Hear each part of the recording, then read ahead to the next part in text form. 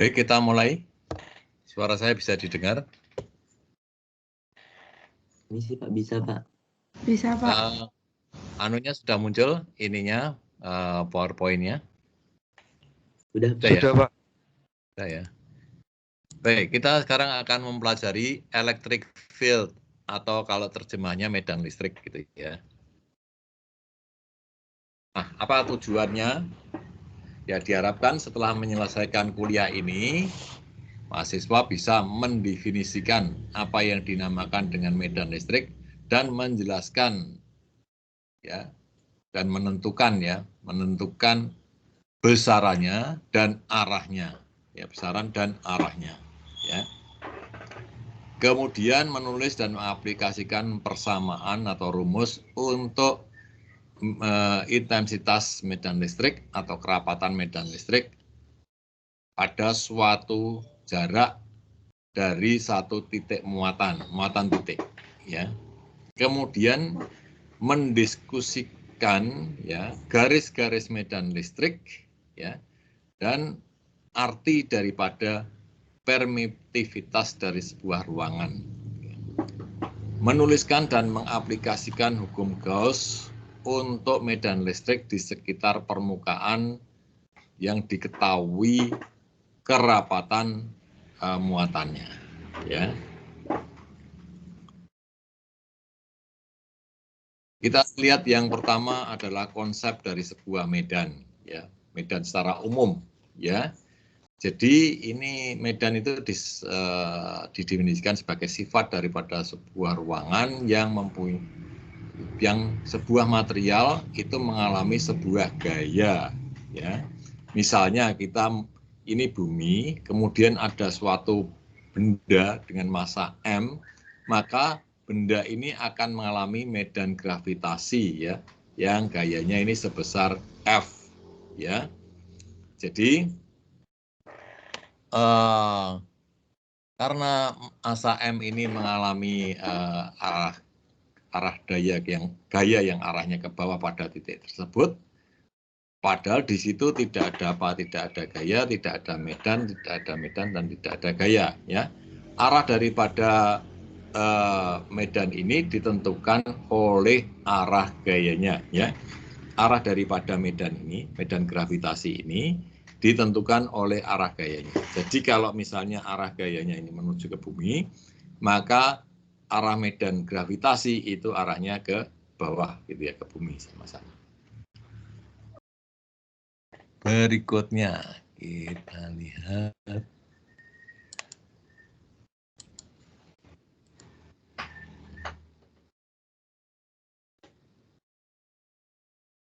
Ini adalah medan gravitasi, ya. Jadi kalau kita mempunyai massa di titik A ini ada gravitasi ke sana, ke arah bumi, pusat bumi. B juga ke bawah ke arah pusat bumi, ya. G ini didefinisikan sebagai gaya yang dialami oleh benda tersebut dibagi dengan massa bendanya, ya. Ini adalah untuk medan gravitasi, ya. Kemudian besar dan arah dari medan gravitasi G itu tergantung pada berat atau massa sebetulnya dan gayanya, gaya F-nya di sini. Medan gravitasi tadi sama dengan gayanya dibagi dengan massanya, ya, massa benda tersebut. Nah, sekarang bagaimana dengan medan listrik, ya? Medan listrik ini hampir mirip dengan konsep gravitasi tadi. Ya, misalnya kita mempunyai titik P, ya, titik P-nya ini tidak terlihat di sini, yang terletak ini, ya, titik P-nya mestinya di sini nih, titik P, ya, terletak jarak R dari muatan plus Q, muatan plus Q-nya di sini, ini plus Q, ada jarak R, kemudian di sini ada muatan plus Q kecil, gitu ya.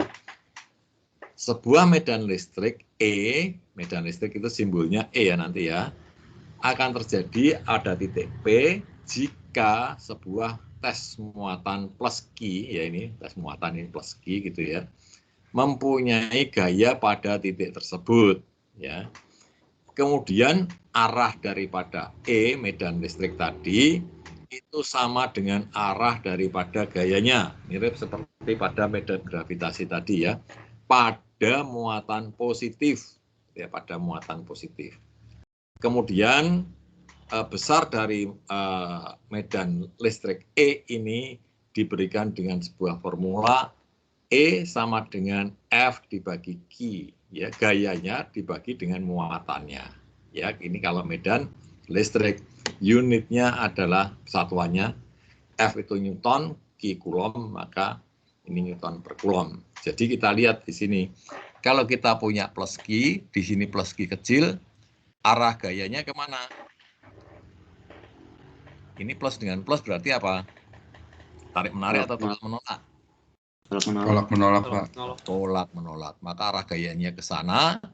Dan tadi didefinisikan bahwa arah medan listrik ini sama dengan arah gaya pada sebuah muatan positif. Ini muatannya positif, arah gayanya ke sana, maka arah medan listriknya juga ke atas. Ya.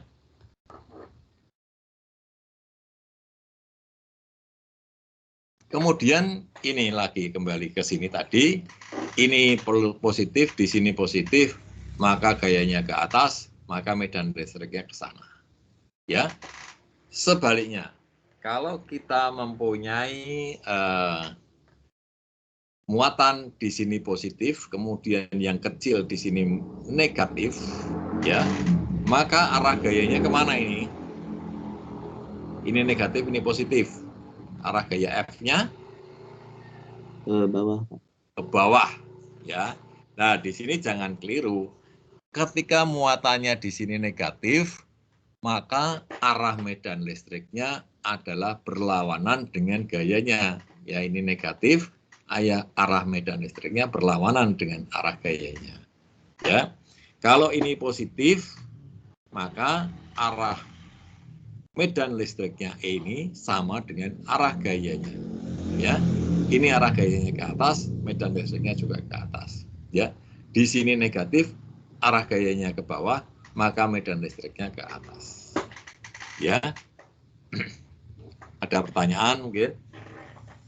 Ini ketentuan gitu ya, ketentuan ya. Dipahami. Kemudian kita lihat ini sebaliknya. Kalau kita mempunyai muatan yang besar ini negatif, kemudian kita punya positif, plus Q kecilnya positif, maka arah gayanya kemana ini? Ke bawah, ya.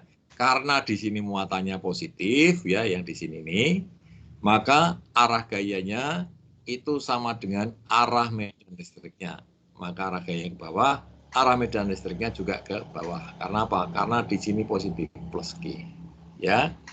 Sebaliknya yang di sini, ya di sini. Ini plus Q, muatan Q besarnya negatif, di sini Q kecilnya negatif. Arah gayanya kemana? Ke atas, ya. Karena di sini negatif, maka arah medan listriknya berlawanan dengan arah gayanya, maka ke bawah. Gitu ya. Jadi mengikuti apa? Mengikuti muatan tempat di mana ini arah medan listrik di sekitar di sini ya, di sekitar muatan yang kecil ini ya, mengikuti itu. Kemudian besarnya dari suatu medan listrik ya. Tadi E sama dengan F per Q, unitnya Newton per Coulomb ya, Newton per Coulomb ya. Sama seperti tadi, arah daripada E itu sudah didefinisikan pada slide sebelumnya. Contoh, kita mempunyai muatan plus 2 nanocoulomb diletakkan sejauh R dari muatan minus 8 mikrocoulomb. Mikro dengan nano, besar yang mikro ya, maka ini sini besar ini ya. Ini yang kecil, nano ya. Kemudian jika muatan yang kecil tadi mengalami gaya sebesar 4000 Newton, berapakah medan listrik E, kerapatan medan listrik E pada titik P, ya pada titik P di sini. Nah, kita lihat ini negatif, ini positif, maka arah gayanya ke bawah.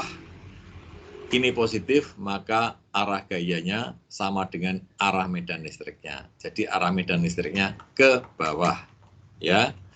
Ini jadi ini E-nya itu menuju ke minus Q atau ke bawah, gitu ya. E sama dengan F per Q, kita atur, ya, kita hitung saja. Maka E-nya sama dengan 2 kali 10 pangkat 12 Newton per Coulomb ke bawah, ya. Sekarang kita mempunyai ini suatu medan listrik, ya, konstan E, ya, yang besarnya 40.000 Newton per Coulomb, itu dijaga antara dua buah plat sejajar, ya, plat paralel, plat sejajar. Berapakah besar dan arah daripada gaya pada sebuah elektron yang melewati secara horizontal antara plat tersebut, gitu ya. Nah, jadi ini ada plat positif, plat negatif, kemudian medan listriknya E di sini berapa ini? 40.000 Newton per Coulomb ini ke bawah, gitu ya. Nah, sekarang ada elektron yang bergerak begini, horizontal begini ya, memotong medan listriknya, ya.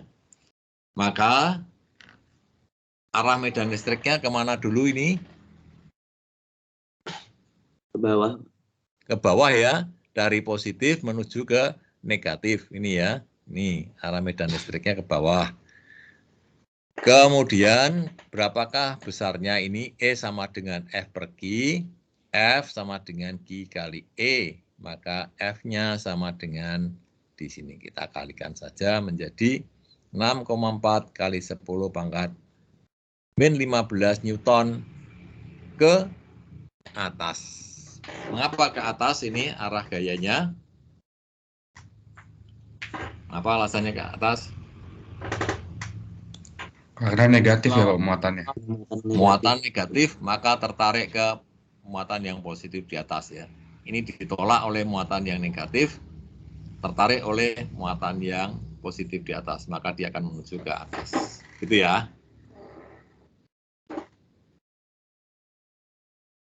Kemudian bagaimanakah kita akan kalau kita mempunyai sebuah muatan, begitu ya, sebuah muatan, dan berapa medan besarnya medan listrik pada jarak R dari muatan tersebut.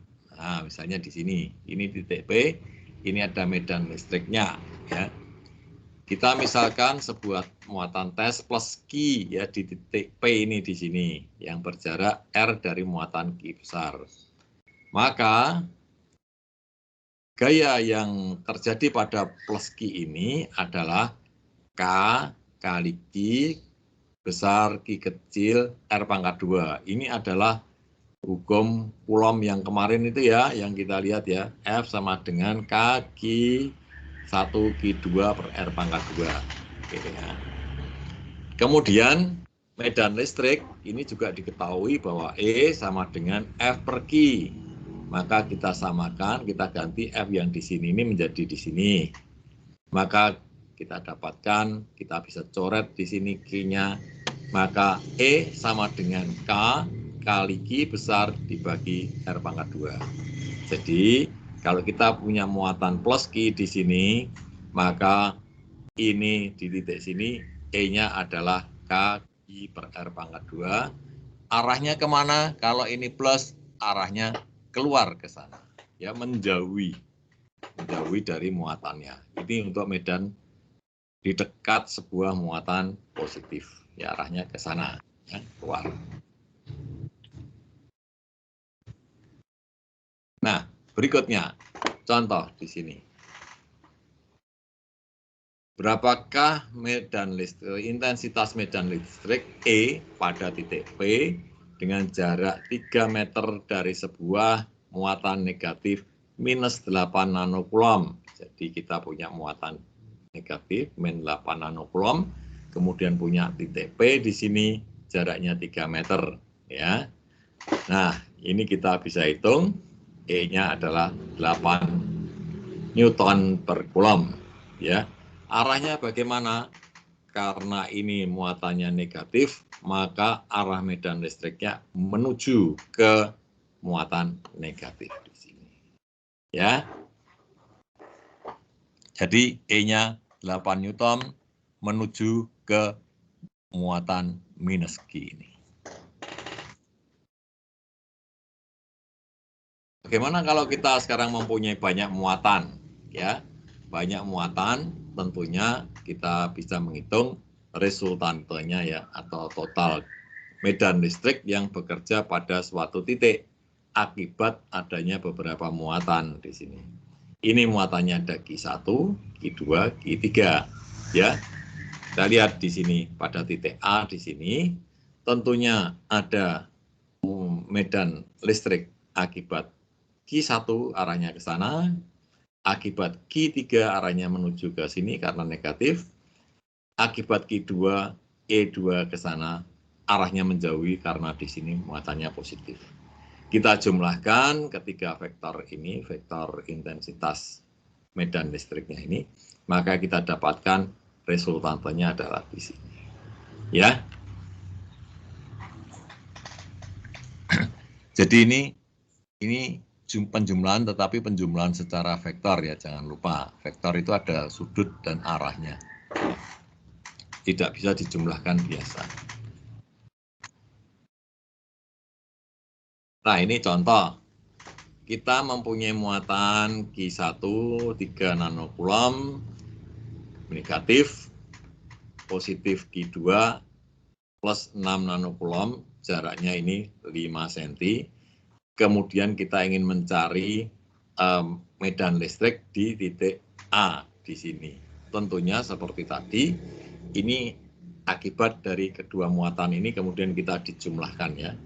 E1 karena ini negatif maka menuju ke E1, ini positif maka akan E2 ini arahnya ke sana. Ya. Nah, kalau kita tahu di sini kita tahu 5 cm, maka kita bisa mencari di sini 4 cm, kemudian di sini 3 cm, tentunya dengan Pythagoras gitu ya. Maka kita bisa menghitung E1, bisa juga menghitung E2 dengan menggunakan persamaan ini. Ya. Kemudian kita lihat ini tanda ini hanya untuk menunjukkan menentukan arah ya. Jadi kalau ini arahnya E2 itu sebetulnya negatif ke arah sumbu X ya, ke arah sumbu X negatif. Kemudian E1 itu pada sumbu Y arah positif ya. Ini kalau kita lanjutkan, maka begini ya, ini E1, ini E2, nah ini adalah sudutnya, kalau kita referensinya X negatif ya. Maka kita cari dengan cara ini ya. Nah ini E1-nya 3 arah barat, kemudian ini arah utara ya, barat itu yang ke sini ya, ini utara ya, menurut buku ini ya. Nah, west itu apa? Timur apa barat? West barat. Itu barat ya. Barat, Pak.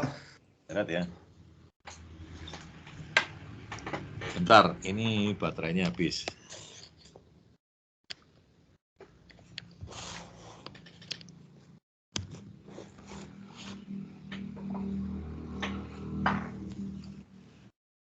Ini ya resultantenya demikian. Nah ini resultantenya, ini sudutnya ini dari sini ya, tangan tetanya ini, tangan V ini ketemunya 48,4 karena kita kebiasaannya sudut itu dari X sumbu positif ya, maka diukur dari sini. Nah, gini ya. Berarti apa? Ini ketemunya 48, ini dapat dari mana ini 131,6? Dari mana? Theta ini dapatnya 131,6. Ini ketemunya 48,4. Ini dapat dari mana? 180 min 48,4 bukan Pak? Ya, betul. Ya. Jadi ini kalau kita lihat dari sini sampai ke sana itu 180. Tapi kalau kita hanya dari sini sampai ke garis yang merah ini, itu ya 180 dikurangi sudut V ini ya, V-nya 48,4. Ya. Maka ketemu 131,6 derajat. Ada pertanyaan?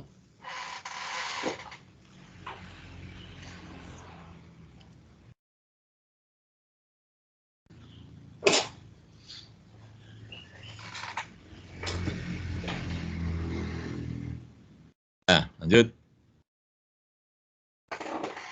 Kemudian kita lihat ini, garis-garis medan listrik ya. Garis-garis medan listrik itu adalah garis imajiner yang digambar yang ini ya, arahnya pada semua titik itu sama dengan arah daripada medan listrik pada titik tersebut.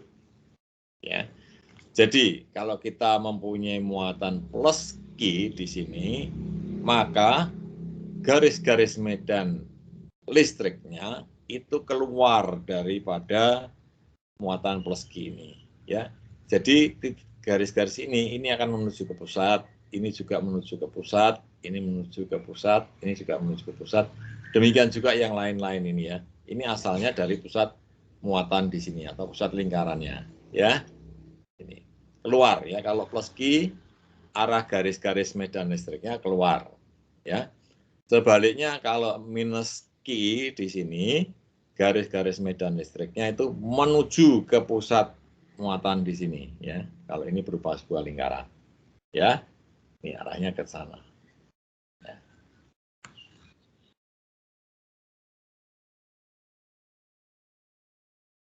Nah, sekarang bagaimana kita menghitung atau menggambarkan kalau garis-garis medan listrik tadi, kalau kita mempunyai muatan plus Q di sini dan min Q di sini, ya, maka kita ambil suatu titik sembarang, begitu ya, sembarang.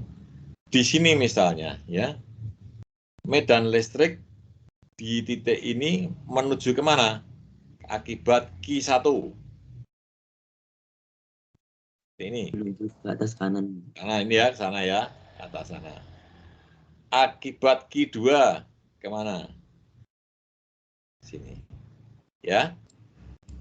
Resultantenya mana? Ini. Ya, resultantenya yang kuning. Mengapa yang biru ini lebih pendek daripada yang apa ini? Pink. Mengapa kira-kira? Karena R-nya lebih jauh yang min, Pak. Ya, Q2 lebih jauh ya dari Q1 di titik ini, ya. Nah, sekarang kalau di titik sini, pink dengan biru ini sama atau tidak? Sama, Pak. Sama ya? Sama, Pak. Nah, sebaliknya yang di sini, sekarang yang biru ini lebih panjang daripada yang pink, gitu ya. Nah, ini resultantenya. Jadi dari resultante ini kita bisa mengetahui arahnya. Di sini arahnya ke arah sana, di sini arahnya mendatar, di sini menuju ke sana. Maka kalau dibuat titik yang banyak, akan kita dapatkan gambar begini. Nah, itu medan-medan, garis-garis medan listriknya. Bisa juga kita ambil titik di sini, di sini, di sini. Nah, juga bisa di sini, antara Q1 dan Q2. Maka akan kita dapatkan arah garis-garis medan listriknya itu lurus di sini. Ya. Nah, inilah kalau kita buat banyak titik ya, maka akhirnya kita dapatkan begini. Kalau kita punya muatan positif, muatan negatif, maka ini adalah garis-garis medan listriknya. Mulai dari plus, keluar dari plus, menuju ke minus. Ya, plus menuju ke minus. Gitu ya. Kemudian bagaimana kalau kita punya plus dan plus? Ini tolak-menolak ini ya. Ini. Ya. Kemudian ada pernyataan juga di sini, watt medan listrik itu paling kuat di mana garis-garis medan listriknya itu paling apa ini? Dense ini apa ini? Rapat, Pak. Paling rapat atau paling padat. Ya, di sekitar sini. Ya. Nah, ini kita ke hukum Gauss, tapi sebelum ke hukum Gauss kita lihat ke buku dulu aja ya, ke buku, karena di buku lain itu sendiri, bukan ikut di sini. Ya.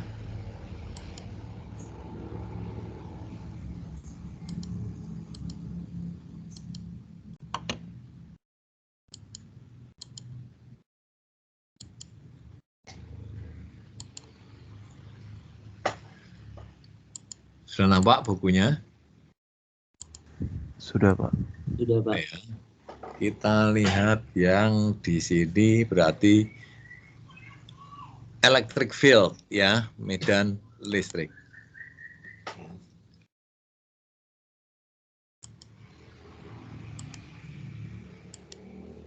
Nah, ini medan listrik. Ini sama ya, E sama dengan F per G, cuma di sini ada tanda panahnya, berarti ini menunjukkan ada besar dan arahnya. F-nya ini juga ada tanda panahnya. Kenapa? Karena F itu ada besarnya dan ada arahnya. Ya.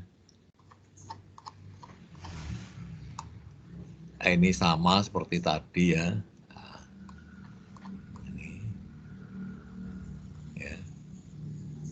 Nah, ini bagaimana kalau kita mempunyai plat begini ya, plat ada muatan positifnya, maka plat ini di sini plat yang di sebelah kanan plat itu arahnya kan kalau muatannya positif kan begini ya, keluar gitu ya, sebelah kanan keluar ke kanan, di sebelah kiri plat ya keluar ke kiri gitu ya, platnya bermuatan positif. Ini gambar seperti tadi. Kemudian ini F, kita hubungkan dengan Q, maka akan kita dapatkan tadi E seperti ini ya.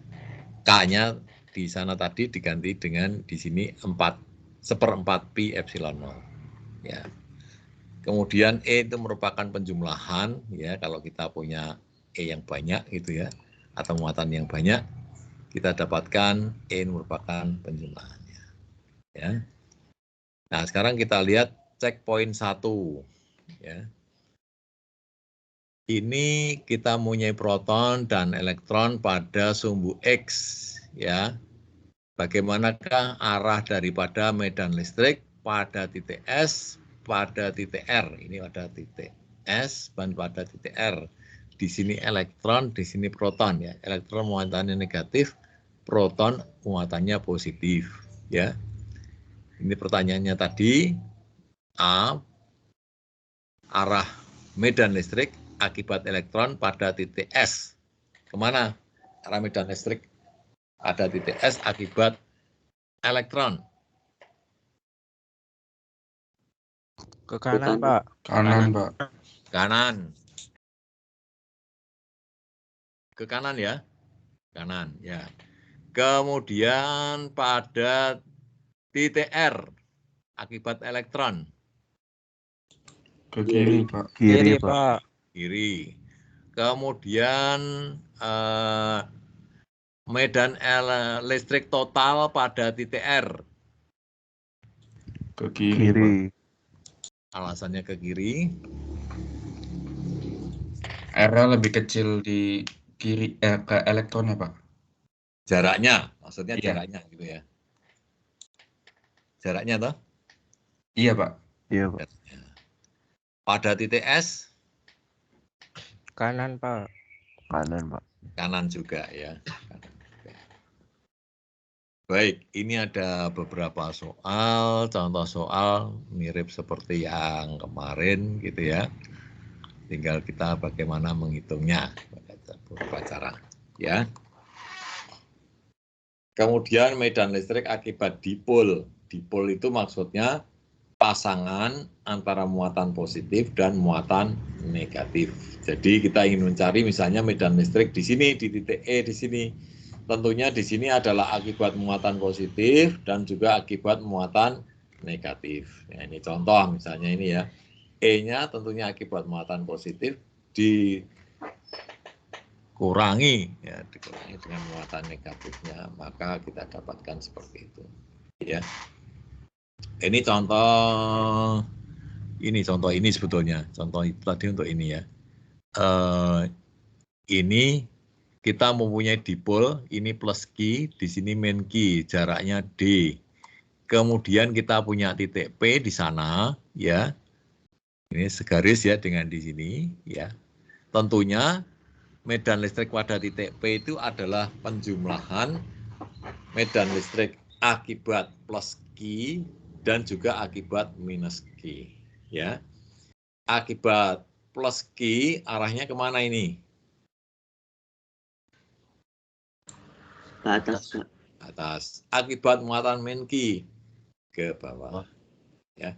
Kebetulan ini dalam satu garis, maka bisa kita jumlahkan secara langsung, ya.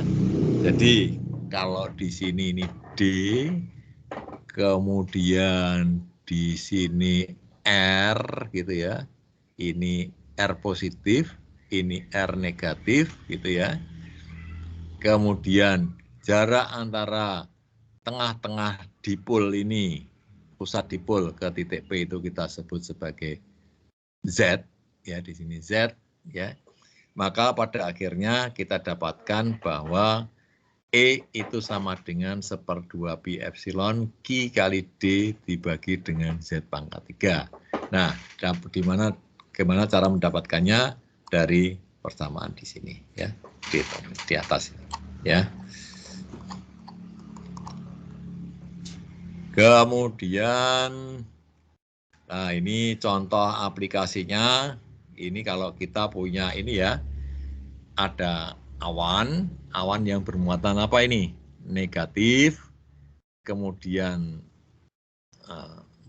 ini muatan apa ini? Enggak kelihatan. Negatif ya awannya ya.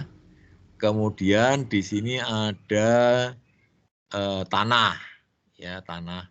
Maka ini akan ada aliran ini elektron dari tanah ke atas ya. Nah, ini kita bisa menganggap ini sebagai sebuah, ini positif atau negatif ini tanahnya ini. Netral ya tanah itu mestinya ya. Tanah itu netral ya. Kalau ada muatan positif naik ke atas, maka dia ini menjadi negatif di sini ya. Aslinya tanah ini netral ya, netral. Maka akan terjadi seperti ini. Kalau elektronnya naik ke atas, maka tanah di bawah awan ini menjadi positif. Kemudian awannya ini menjadi negatif tadi ya di sini. Dan ini kita bisa anggap sebagai sebuah dipol ya. Ini tanah, ini tanah. Jadi di dalam tanah sana seakan-akan ada muatan plus Q, di atas awan ada muatan min Q ya. Ini ya. Terjadinya petir gitu ya. Kemudian kita lihat medan listrik akibat sebuah muatan garis ya, a line of charge, ini muatan garis ya. Jadi ada suatu batang gitu ya yang bermuatan batang tersebut, maka ini disebut sebagai muatan garis ya. Nah, ini bagaimana? Nah, ini ada beberapa pengertian ya yang perlu diingat-ingat ya. Muatan ini simbolnya Q, satuannya Coulomb ya. Kemudian ini kerapatan muatan linier, ya. Jadi garis tadi, muatan garis, kerapatannya berapa? Q-nya dibagi dengan panjang daripada batangnya tadi, garisnya tadi. Maka ini disebut sebagai lambda ya, Coulomb per meter ya. Kemudian ada juga kerapatan muatan permukaan, surface itu permukaan ya. Ini membacanya apa ini? Apa ini bacanya? Delta. Kok delta sih? Gila, ini lah. Oh. Saya besarkan dulu.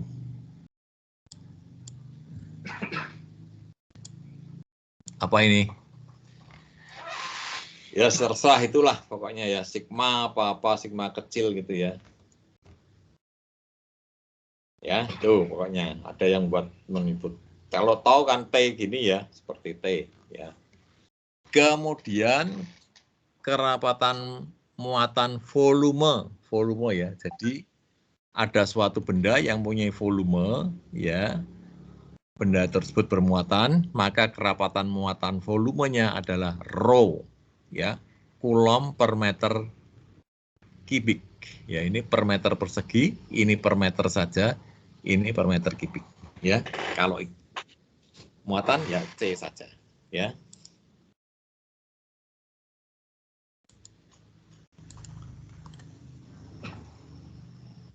Nah, ini contoh untuk tadi, untuk ini ya, kita punya muatan garis, tapi dibentuk seperti cincin, begini seperti cincin, ya, ini lingkaran gitu ya.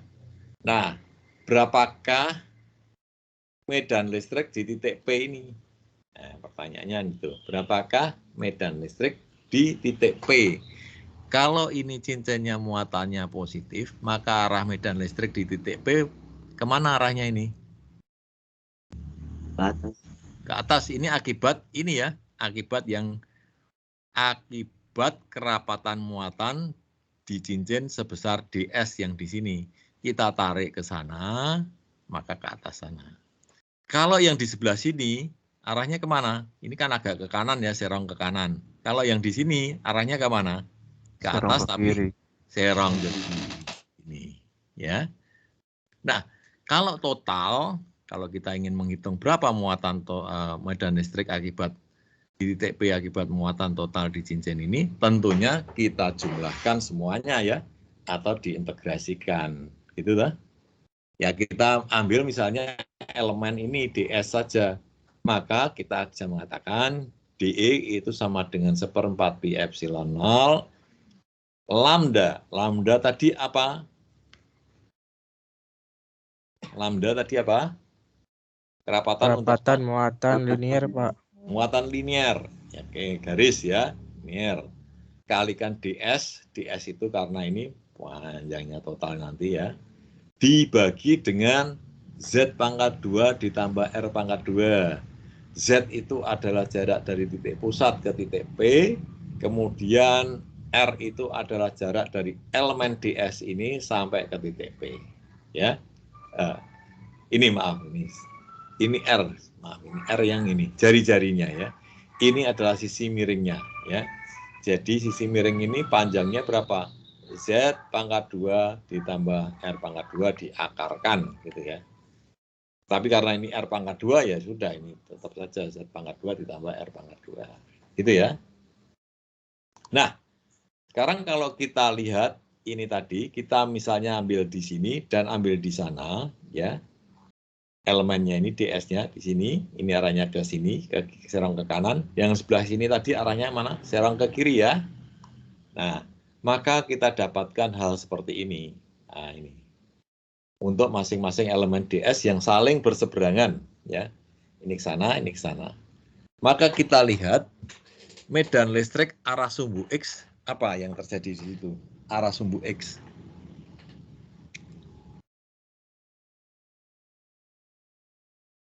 Medan listrik arah sumbu X Saling menghilangkan ya, Pak. saling menghilangkan. Ini kalau ini E-nya tadi DE, ini DE juga kita uraikan ke sana karena tadi berseberangan gitu ya. Maka ini panjangnya sama, ini juga panjangnya sama. Kita uraikan dalam sumbu Y dan sumbu X, maka kita dapatkan ini ke kanan, ini ke kiri. Maka ini saling menghilangkan. Ya.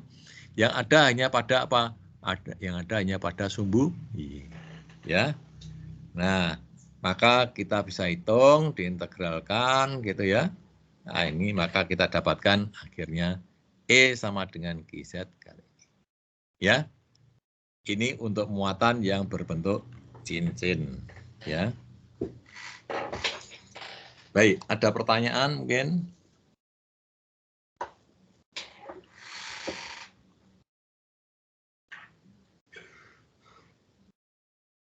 Lanjut. Permisi, Pak. Ya.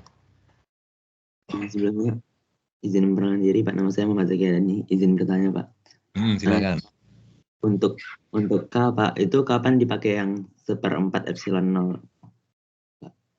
Sama K dengan 1/4 pi epsilon 0. Sama Yaitu. aja, Mas. Terserah.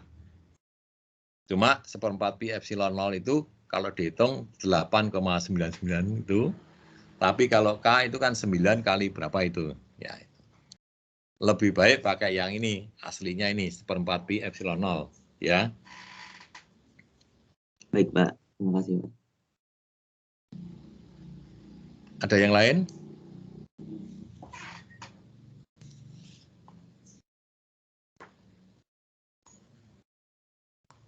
Baik, sekarang kita lihat berikutnya. Kalau kita mempunyai muatan yang berbentuk busur, ini ya busur. Nah, berapakah medan listrik di titik P?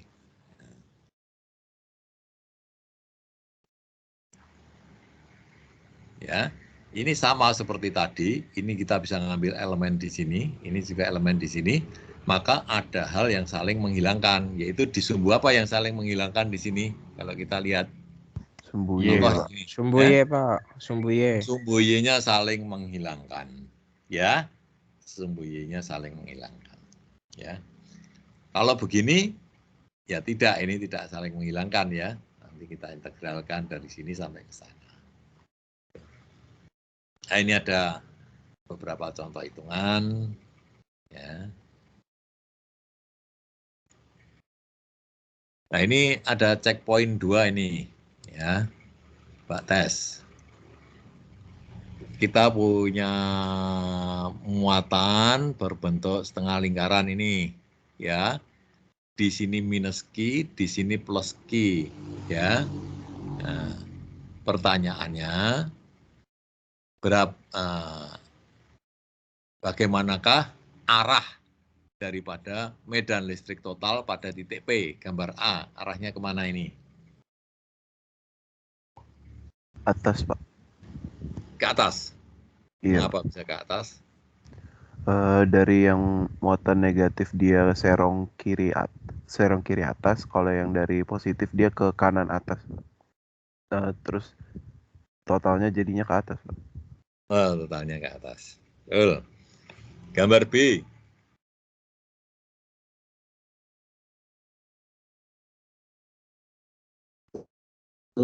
Ke kanan Pak. Ke kanan. Kanan ya, kanan. Kanan. Gambar C.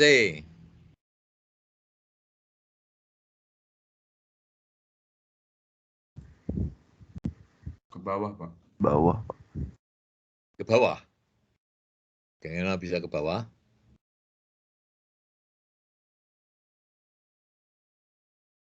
Apanya yang saling menghilangkan? Karena lihat dari Y-nya, Pak. Ya?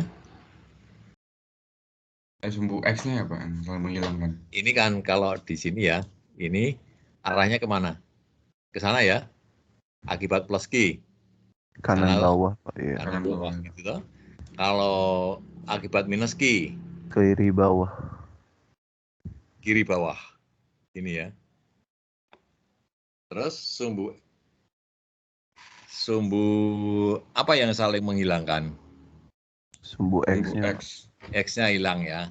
Jadi ini arahnya ke bawah. bawah. Gitu ya. Nah, ini sekarang kalau kita mempunyai medan listrik akibat piring ya, disk itu ya, piringan bermuatan. Nah, ini piringan bermuatannya, kita mau menghitung titik P di atas di sini, berapakah medan listriknya akibat piring yang bermuatan ini. Nah, ini hitung, diintegralkan, ya ini muatan, apa ya kalau ini berarti ini kerapatan muatannya luasan ya, berarti apa kalau luasan tadi? Ini yang tadi ini ya, yang Anda sebut tahu tadi ya. Nah, ya. Saya hitung maka ketemu di sini, ya. Kemudian ini di sini sebuah titik pada sebuah medan listrik, ya. Ini F-nya sama dengan Q kali E, ya. Gayanya itu F kali E. F sama dengan Q kali E. Ya. Ini misalnya kita punya ini ya, ini elektron katakan ya. Ini prinsip daripada sebuah printer ini ya. Printer di sini ada input sinyalnya, kemudian ini ada deflecting plate gitu ya, ada medan listriknya ke bawah gitu ya. Nah ini tergantung daripada sinyal di sini, ini mau negatif atau positif ini arah medan listriknya ini ya. Nah, muatannya jadinya, muatan di sini bisa positif bisa negatif. Katakan kalau muatannya dia negatif, maka arahnya akan membeloknya ke sana. Kalau yang muatan yang keluar dari sini positif, maka akan membelok ke sana. Gitu ya. Jadi printer apa ini namanya ya, bubble jet ya. Jet printer ya, inkjet. Prinsipnya seperti ini. Tergantung daripada ini sinyalnya ini ya, sinyal yang diberikan untuk memberikan muatan kepada titik-titik tintanya di sini ya.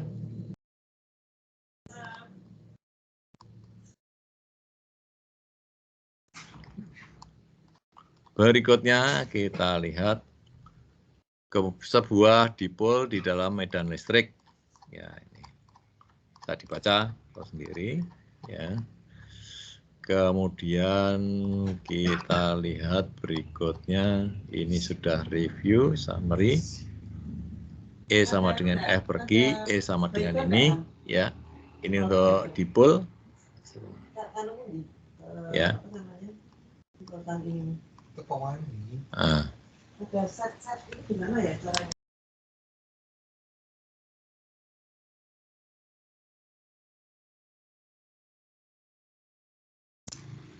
Baik, kita lihat sekarang contoh soal ini ya. Ini kita punya bujur sangkar gitu yang besar dan ada bujur sangkar yang kecil dan di tengahnya di sini ada muatan P ya. Ini pertanyaan adalah gambar nomor ini ya 2223 berarti di sini ya. Ini kita mempunyai square tadi, square ini titik tengahnya P ya. Kemudian ini jaraknya ini kalau ini D panjangnya ini adalah D per 2 ya.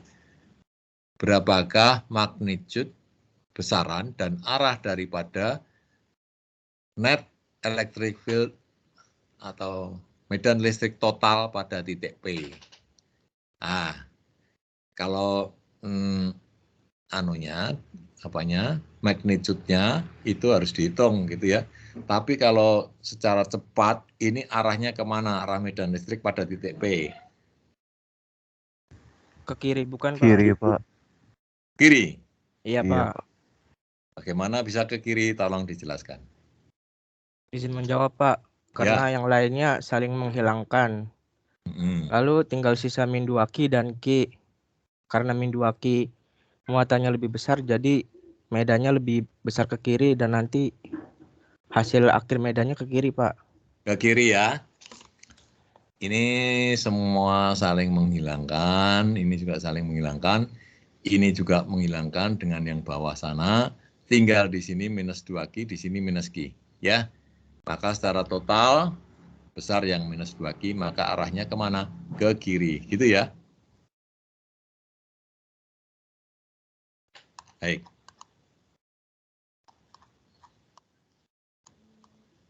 Ini ada problem ya. Ini yang diberi tanda kuning aja lah ya. Tanda kuning menjadi tugas yang kedua. Ya, tugas yang kedua. Ya, tugas kedua. Atau mau dikerjakan semua ini? Ada soal berapa ini? Yang kuning aja, Pak. Yang kuning aja ya. Yang ditandain aja Pak. Ya, ya. Ya. Nah, sekarang kita ke hukum Gauss ya. Hukum Gauss kita kembali aja ke slide ya. Slide itu lebih mudah dipahami ya. Baru kita menuju ke buku gitu ya.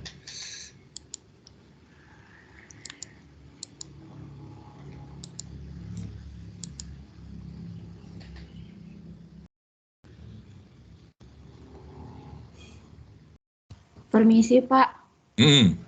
Ini ada beberapa yang gagal absen, Pak. Oh ya, nanti terakhir. Kita belum selesai kuliahnya, ya. Baik, Pak. Kita lihat kerapatan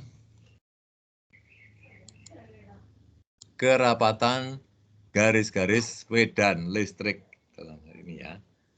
Jadi ini ada hukum Gauss ya.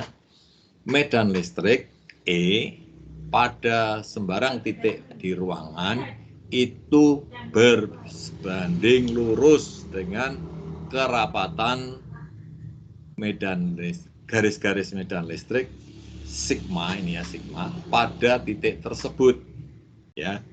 Contoh, kita mempunyai muatan plus di sini ya, muatan plus. Ini adalah arah-arah daripada garis-garis medan listriknya. Kemudian kita buat sebuah permukaan yang kita sebut sebagai permukaan Gauss. Ini yang merah ini. Ini 2 dimensi ya. Kalau 3 dimensinya yang merah ini berbentuk apa ini? Bola bukan, Pak? Bola. Ya, berbentuk bola. Ya. Kalau kita ambil ini 1/8 bola, ya 1/8 kan ini ya. Sumbu X, Y, dan Z ini 1/8 aja ya. Kita ambil misalnya di sini ada luas permukaan sebesar delta A, maka ini garis-garis medan listrik yang menembus permukaan delta A ini kita sebut sebagai delta N. Kemudian kerapatannya kita sebut sebagai sigma gitu ya. Maka di sini kerapatan muatan di permukaan delta A ini adalah delta N jumlah garis-garis medan listriknya dibagi dengan delta A, luas permukaan tadi yang ditembus oleh garis-garis medan listrik sebesar delta N ya.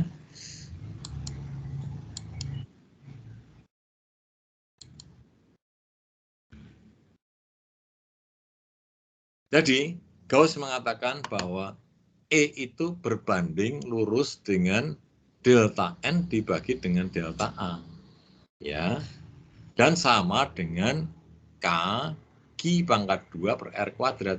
Kenapa? Tadi kan E sudah kita temukan bahwa E itu sama dengan tadi ya, K Q per R pangkat 2 ya, pada suatu titik, sembarang titik ya.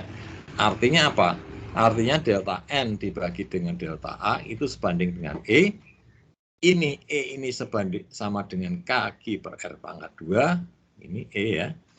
Maka kita bisa mengatakan ini ya, katakan ini epsilon 0 itu adalah konstanta ya, konstanta ruangannya, maka delta E, delta N per delta A itu sama dengan epsilon 0 kalikan E ya, di mana epsilon 0 ini adalah 1/4 pi K ya.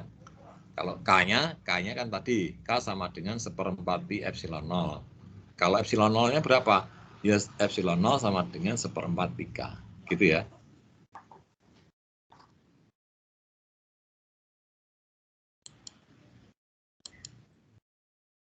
Nah, kemudian kita menginjak yang ini, permitivitas dari ruang hampa, gitu ya. Ini epsilon 0. Epsilon 0 sama dengan 1/4 pi K sama dengan 8,85 kali 10 pangkat -12 Coulomb pangkat 2 per Newton meter persegi ya. Kemudian kita kembali ke sini, delta N per delta A itu adalah epsilon 0 kali E, atau delta N sama dengan epsilon 0 E kali delta A ya. Kalau kita jumlahkan seluruh area A ya, maka jumlah total daripada ininya garis-garis medan listriknya adalah N sama dengan epsilon 0 E kali A ya. Itu jumlah total garis-garis medan listrik. Contoh, kita mempunyai ini ya, muatan, ini permukaan Gauss gitu ya. Tuliskan sebuah persamaan untuk menemukan total jumlah garis-garis medan listrik yang meninggalkan sebuah muatan tunggal positif Q ya. Jadi ini delta N sama dengan ini tadi rumusnya, atau N sama dengan epsilon 0 E kali A. Kemudian kita masukkan untuk E-nya dan A-nya, kita dapatkan bahwa ini kita tuliskan terus, maka N itu sama dengan Q. Ya. N sama dengan Q. Ya. Atau kita mengatakan bahwa jumlah garis-garis medan listrik itu sama dengan jumlah muatan yang ada di dalam permukaan Gauss yang tadi sebesar Q. Ya. Jadi jumlah garis-garis medan listrik itu sama dengan jumlah muatan yang ada di dalam ini permukaan Gauss-nya.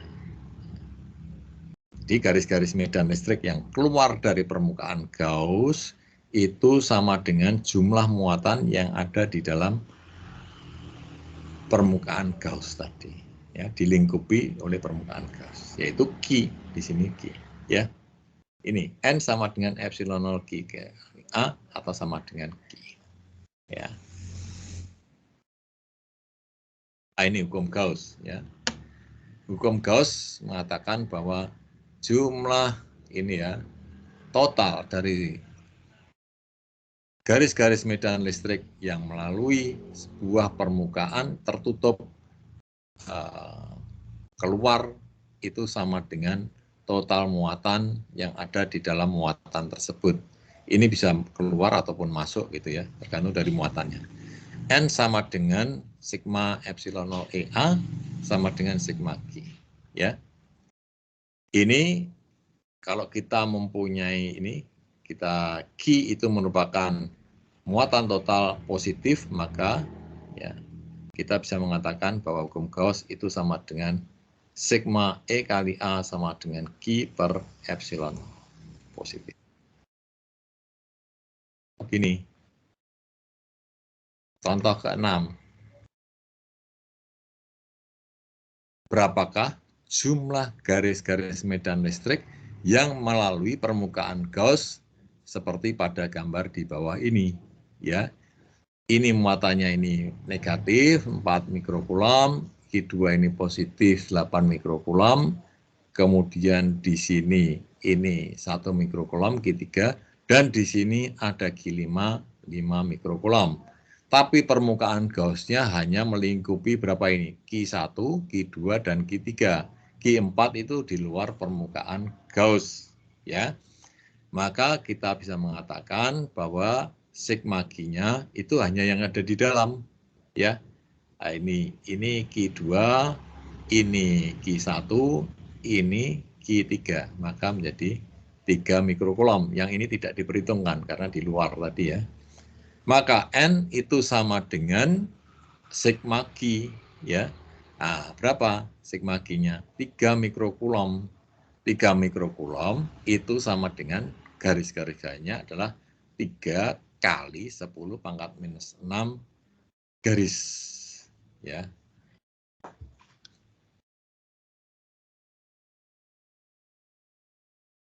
Pertanyaan soal berikutnya, ya.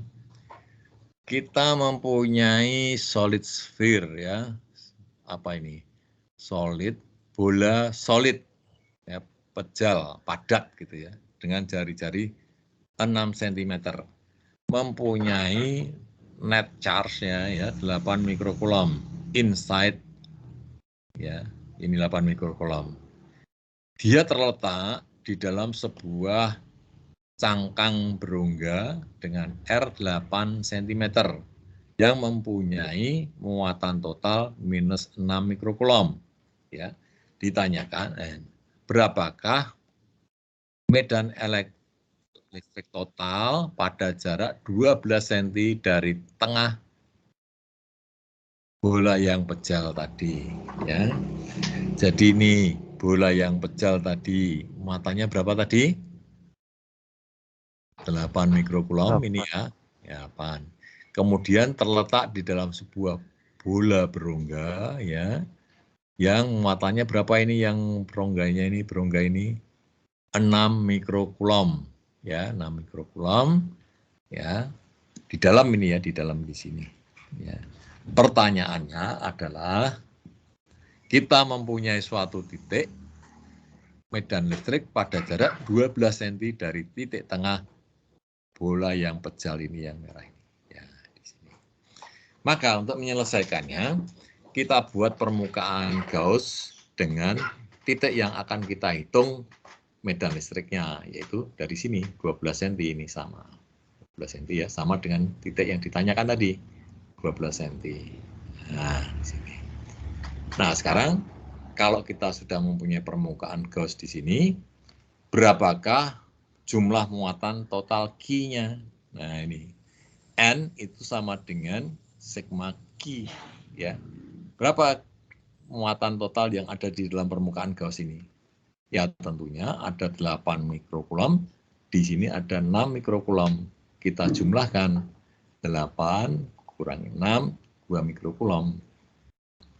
Kemudian di sini E sama dengan sigma Q dibagi dengan epsilon 0A. Maka kita hitung sigma Q-nya tadi 2 gitu ya. Epsilon 0 4pi R pangkat 2. R-nya adalah jarak dari sini sampai sini 12 cm ya. 0,12 meter pangkat 2 ya. Maka kita akan dapat temukan bahwa E-nya itu akan menjadi ini ya, 1,25. Nah, ini M itu mega ya, mega. Mega itu 10 pangkat 6. Ya. Ada pertanyaan untuk soal ini?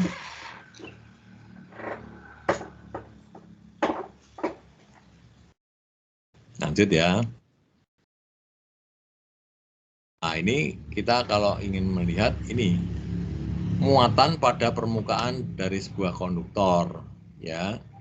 Nah, ini ada sebuah konduktor, kemudian kita ambil permukaan Gauss-nya di sini, di sebelum pinggiran ya, sebelum pinggiran ya. Karena di dalam berarti ini sebelum pinggiran di sini ya. Maka akan kita lihat bahwa medan listriknya itu 0 ya, atau medan listriknya 0, maka Q-nya juga akan 0, sigma Q-nya 0. Jadi dari sini kita akan mengambil kesimpulan bahwa di dalam sebuah konduktor itu ya, muatan di dalam konduktor itu jumlahnya 0 ya. Maka semua muatan itu adanya di permukaan.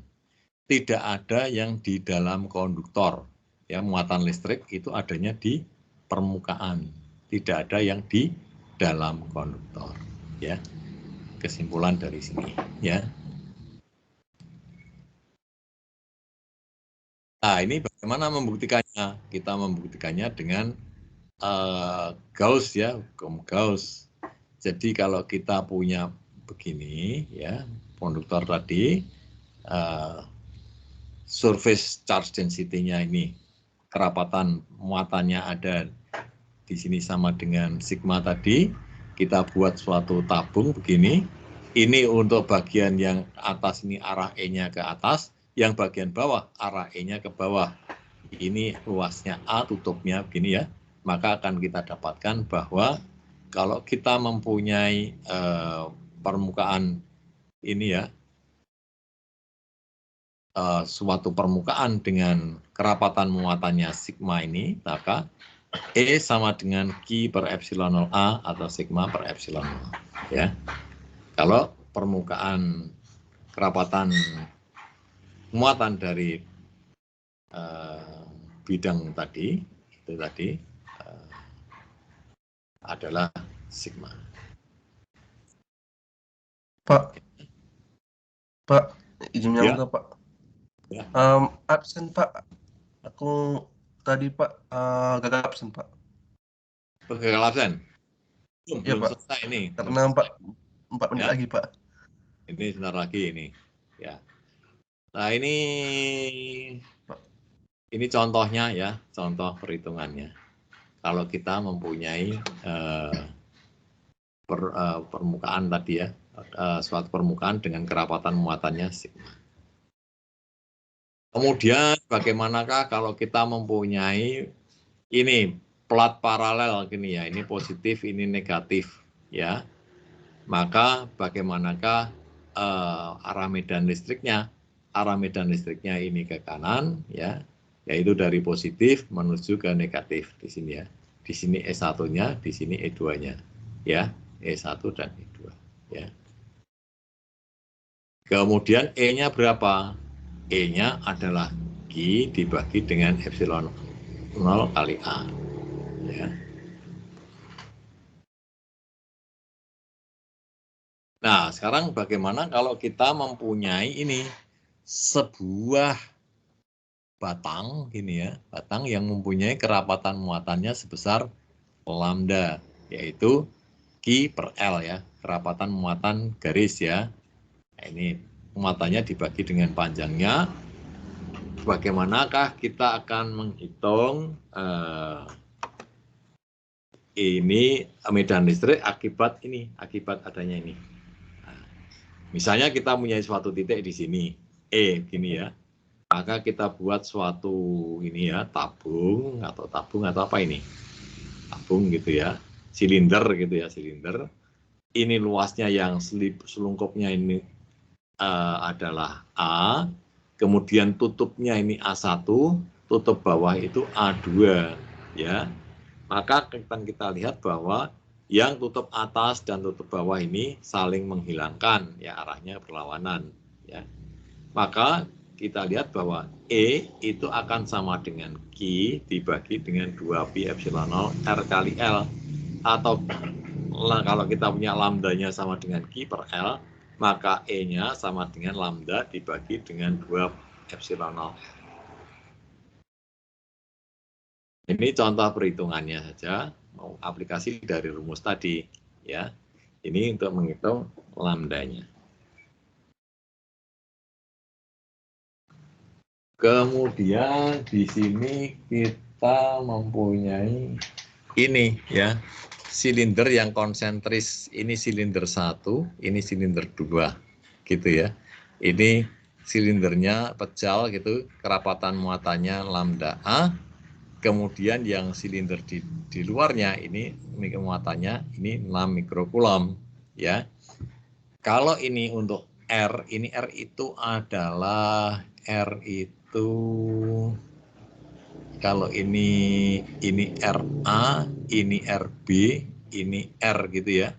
R itu adalah jari-jari yang kecil ini, lingkaran kecil. RB ya, maaf, ini RB. RA itu jari-jari yang ini, yang selubungnya ini ya. Kemudian ini R12 cm ini adalah permukaan Gauss yang merah ini ya. Untuk R lebih besar dari RB, jadi R lebih besar dari RB itu di sini ya, di sekitar sini. Ya. Maka E itu adalah lambda A ditambah dengan lambda B dibagi dengan 2pi epsilon 0 R. Ini untuk di luar yang kecil ini ya. Kemudian untuk RB, R lebih kecil dari RB dan lebih besar dari RA ya. Berarti mana ini? R lebih kecil daripada RB dan lebih besar daripada RA. RA-nya ini ya, RA tadi yang ini. Maka E-nya adalah lambda A dibagi dengan 2 epsilon 0 R. Ini contoh perhitungannya, ya bisa dibaca nanti. Maka kita akan bisa menghitung E-nya. E di tengah-tengah ini ya, di antara lingkaran yang pejal ini, silinder pejal dengan silinder yang berungga ya di sini, di tengah-tengah di antaranya ini. Ini adalah E-nya ya. Permukaan Gauss-nya di mana? Permukaan Gauss-nya yang merah ini. Jadi kalau permukaan Gauss-nya yang merah ini, muatannya ada yang terlingkupi mana? Yang kecil saja. Ya, yang kecil saja. Maka ini lambda B Lambda B itu yang kecil ini saja. Ya. Sekarang kalau bagaimana kalau di luar sini, maka yang dilingkupi oleh permukaan Gauss muatannya adalah lambda A dan lambda B. Maka kita masukkan, kita dapatkan ini. Kemudian kita lihat ini positif 3, negatif 5. Jadi di sini totalnya itu yang dilingkupi di sini adalah negatif. Kalau negatif maka arahnya kemana? Menuju ke dalam dari permukaan Gauss. Ya, radially inward, maksudnya ke dalam dari permukaan Gauss. Ya. Ini adalah ringkasan dari hukum Gauss. Ya. Baik, ada pertanyaan?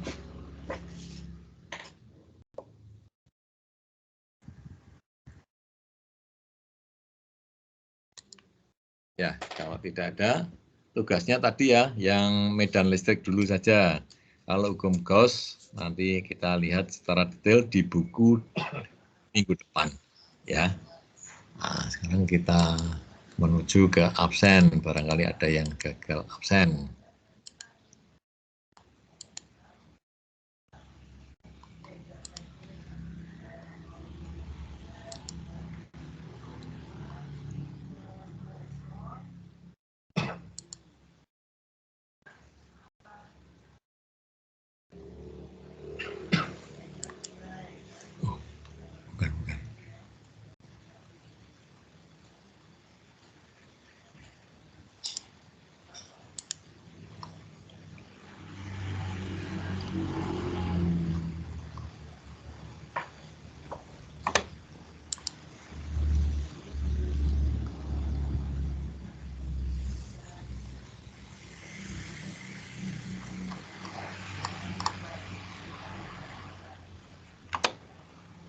Oh,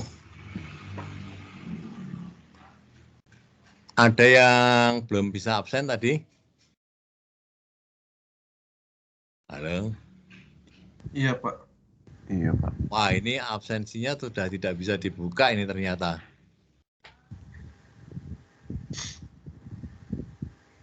Ini sudah tidak bisa dibuka ya?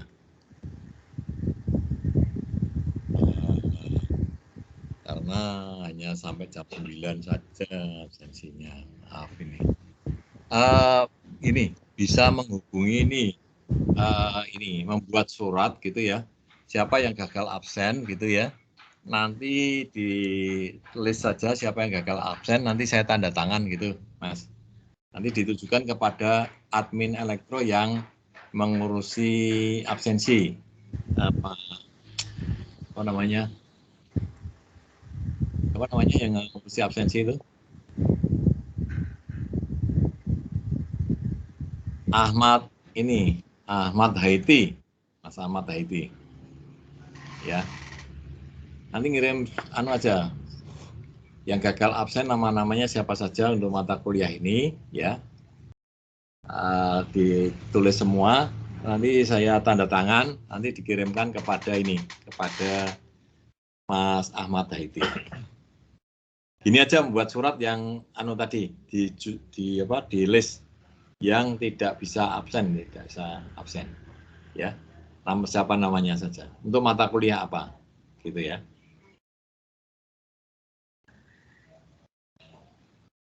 Formatnya aja yang membuat ini satu aja, tulis saja. Formatnya ada? Ada, Pak. Ya, tolong nanti teman-temannya yang gagal absen tadi Mbak ya, di daftar gitu ya.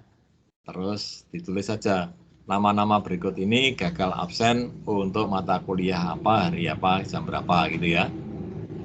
Nanti formatnya tanda tangan terus mengetahui saya gitu ya.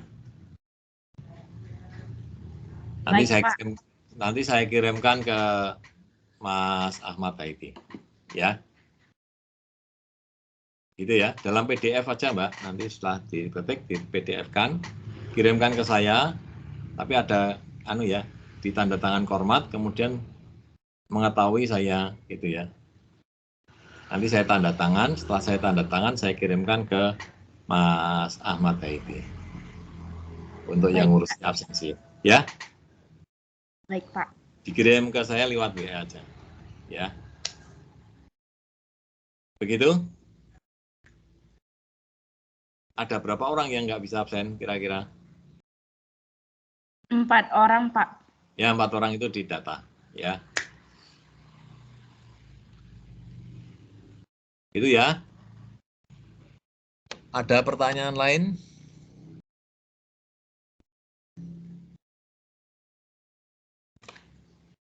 Kalau tidak ada, kita akhiri kuliah fisika listrik hari ini. Terima kasih. Saya leave.